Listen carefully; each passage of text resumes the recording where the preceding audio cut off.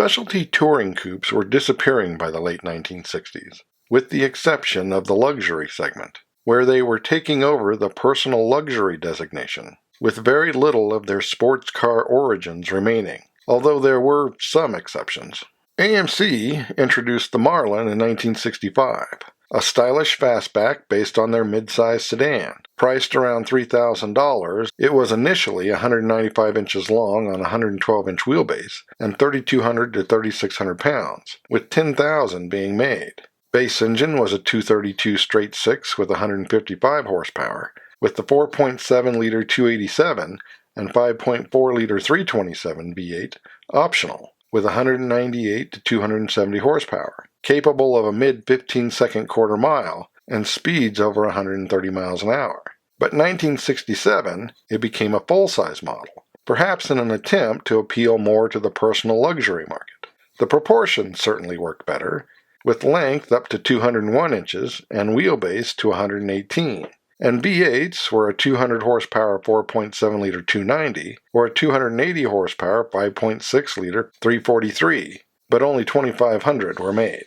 The Dodge Charger arrived in 1966 using a similar formula, being a fastback aero version of the midsize Coronet. Starting at $3,100, 37,000 were made the first year. It was 204 inches long on a 117-inch wheelbase and 3,500 to 4,200 pounds. With your choice of V8s that included a 5.2-liter 318, 5.9-liter 361, 6.3-liter 383, or 7-liter 426 Hemi, with horsepower ranging from 230 to 425, for speeds over 145 miles an hour, a 5.5-second 0 to 60, and a sub-14-second quarter mile. But with its 1968 restyle, it was less about aerodynamics and more about style, at least on the outside. Prices were down slightly, but standard features were also down. The 361 was gone, but a 7.2-liter 440 was offered, with 375 horsepower, and sales were up over 95,000. Pontiac's Grand Prix of 1968 was one of the last big touring coupes. 216 inches long on a 121-inch wheelbase, it was even bigger than it looked, weighing around 4,300 pounds. The big Pontiac V8 could be had as a 6.6-liter 400 or a 7-liter 428 with 265 to 390 horsepower. A 428 automatic car was good for speeds over 130 miles an hour, 60 under 7 seconds, and a 15-second quarter mile. More than 30,000 sold. But in 1969, it moved to the midsize platform and upmarket, creating the intermediate personal coupe, effectively reviving the segment. It was 6 inches shorter on a 3-inch shorter wheelbase, reducing weight by 300 pounds. Powertrains carried over, so acceleration times were reduced by half a second, while prices remained similar at $3,700 to $3,900. Sales increased to over 110,000. At the same time, Mercury revived the Marauder as a full-size performance coupe, 219 inches long on a 121-inch wheelbase and roughly 4,300 pounds. Available with a 6.4-liter 390 with 266 to 280 horsepower, or a 7-liter 429 with 320 to 360 horsepower. Priced between $3,400 and $4,100, an X100 did about 125 miles an hour and a low 15-second quarter mile, fewer than 15,000 sold for the year. While the car that once dominated the segment all but disappeared with the Chrysler 300L of 1965. It was 218 inches long on a 124-inch wheelbase and 4,300 pounds, with a 6.8-liter 413 pumping out 360 horsepower and 470 pound-feet of torque for speeds near 130 and a low 15-second quarter mile. It started at $4,200, or $700 more than a regular 300, but accounted for less than 3,000 of the roughly 30,000 300 sold that year. While the so-called personal luxury coupes were still gaining popularity, so there was a new Buick Riviera for 1966, 211 inches long on a 119-inch wheelbase and 4,400 pounds. Power came from a 7-liter 425 with 340 to 360 horsepower. Prices started at $4,400, and a GS Power Pack could do a mid-15-second quarter mile and 125 miles an hour. 45,000 sold for the year.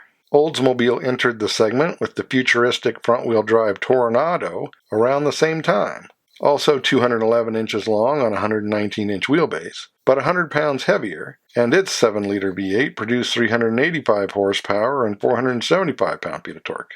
Still doing the quarter mile in the mid-15s, but exceeding 135 miles an hour. Starting around $4,600, more than 40,000 sold its first year. Well, the car that had made the segment what it was, the Ford Thunderbird, would be restyled again for 1967. Only 209 inches long on a 118-inch wheelbase, but 4,500 pounds, and using either a 6.4-liter 390 or 7-liter 428 with 315 to 345 horsepower. Priced $4,600 to $4,800, it did a 16-second quarter mile and could top 130 miles an hour. More than 75,000 sold for the year. Cadillac introduced an all-new front-wheel drive Eldorado for 1967. It was 221 inches long on a 120-inch wheelbase and weighed a whopping 4,700 pounds. Initially with a 7-liter 429 with 340 horsepower and 480 pound-feet of torque. Starting at $6,300, it could do more than 125 miles an hour and the quarter mile in 16 seconds. Just under 18,000 were sold for the year, leading to Lincoln getting its own version of the Thunderbird as the Continental Mark III, only 216 inches long on a 117-inch wheelbase, but still 4,700 pounds, powered by a 7.5-liter 460 with 365 horsepower and 500 pound-feet of torque. Priced at $6,600, it was a 16-second car with a top speed over 130. Less than 8,000 were made.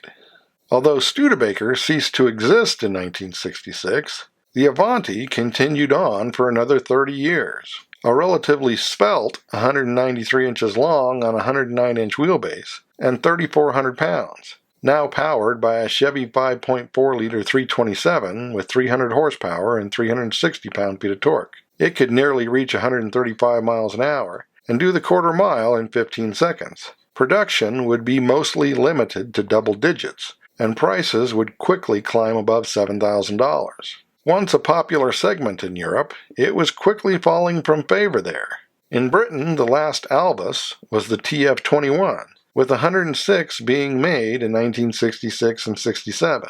It used a 3-liter straight 6, reaching up to 148 horsepower and 185 pound-feet of torque. It could do better than 110 miles an hour, and did the quarter mile in the high 17s. It was 189 inches long on a 112-inch wheelbase and under 3,400 pounds, while there were only 74 of the Bristol 409 made. It was 194 inches long on a 114-inch wheelbase, weighing 3,600 pounds. The 5.2-liter 318 Chrysler V8 produced 250 horsepower and 340 pound-feet of torque for a mid-16-second quarter mile and speeds over 120.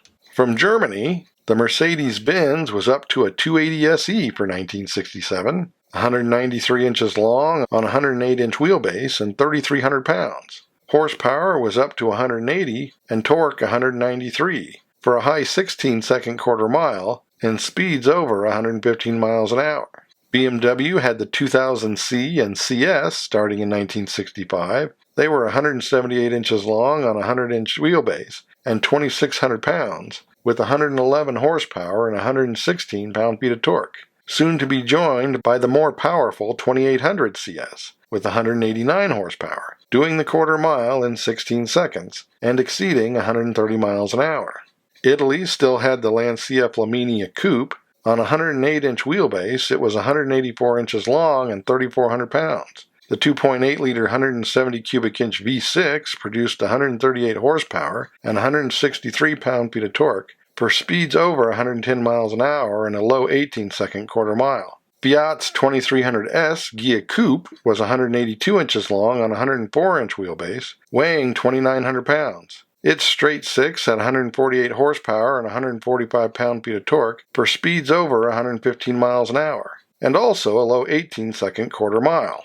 In Australia, starting in 1968, one could get a Holden Monaro. It was 185 inches long on a 111-inch wheelbase and 2,900 to 3,300 pounds. The 6 came in a 108 horsepower 2.6-liter 161 or 3.1-liter 186 with 126 to 145 horsepower. Initially offering a 5.4-liter 327 Chevy V8 with 250 horsepower, and soon a 4.1-liter 253 and 5-liter 308 were also offered, with 185 or 210 horsepower. A GTS 327 would do a mid-15-second quarter mile and reach 115 miles an hour, only to be replaced by a 300 horsepower 5.7-liter GTS 350. And for fun, let's throw in Argentina's Kaiser Torino. Its Pininfarina-styled body was 186 inches long on a 107-inch wheelbase, and around 3,100 to 3,200 pounds, with either a 3-liter 181 or 3.8-liter 231 straight six, with 120, 155, or 176 horsepower. Top speed was 115 miles an hour, and it could do an 18-second quarter mile. Soon, this segment would gain popularity in the U.S. and quickly overshadow the muscle car, which we will look at soon. But until then, thanks for watching. Don't forget to comment below and like and subscribe.